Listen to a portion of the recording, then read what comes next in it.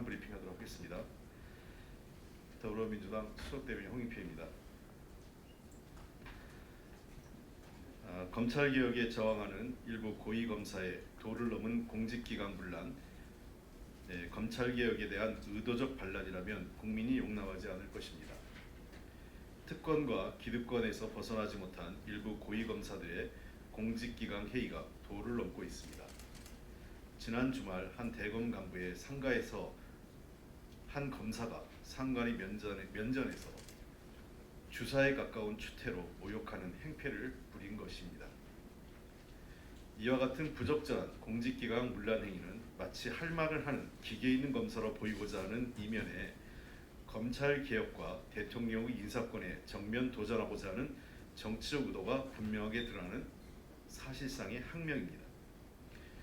다른 의견은 어느 조직에서나 자유롭게 개진되고 합리적이라면 반영되어야 합니다.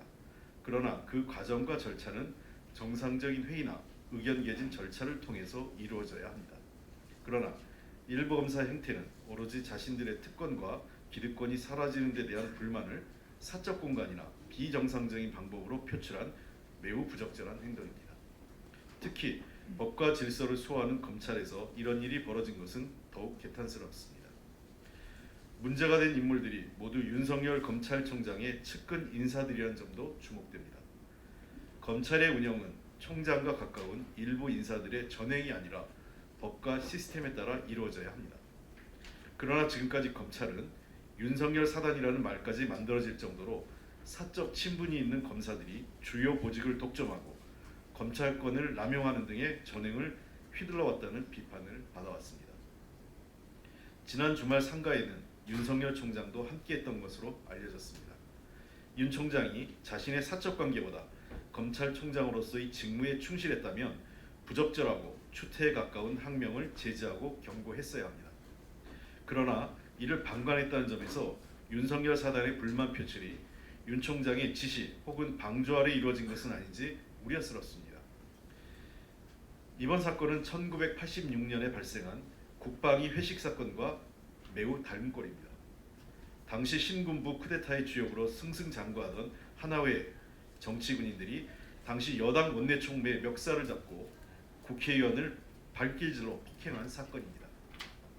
사적 이해관계로 똘똘 뭉친 일부 기득권 세력이 기고만장으로 공적 질서를 무력화시킨 대표적 사례로 윤석열 검찰총장과 그의 측근 세력들은 자신들의 권력으로 검찰과 세상을 쥐락펴락할 수 있다는 오만함에 취해 있는 것은 아닌지 되돌아봐야 합니다. 일부 검사들의 공직기강 문란 행위는 공직자로서의 기본이 되지 않은 행태로 엄중한 조치가 필요합니다.